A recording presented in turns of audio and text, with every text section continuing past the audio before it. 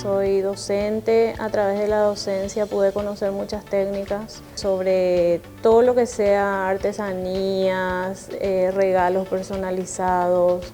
Detrás de Alma Misionera hay muchas familias que hoy día están trabajando, costureras, artesanos de todos los departamentos del país.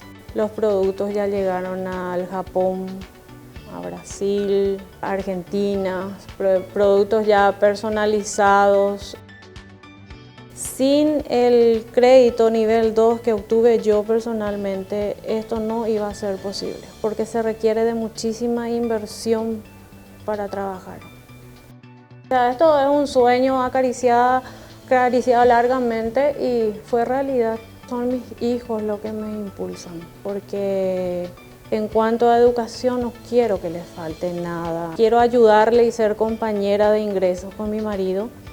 Estamos con el tema de las viandas, que también tiene una muy buena aceptación, y le estoy infinitamente agradecida a todas las personas que me apoyan. Yo pienso que hay que tener mucha fe y ser muy agradecidos. Desde el primer momento que uno abre los ojos, por más que salgan mal las cosas, dar gracias, mirarle a los hijos y arrancar.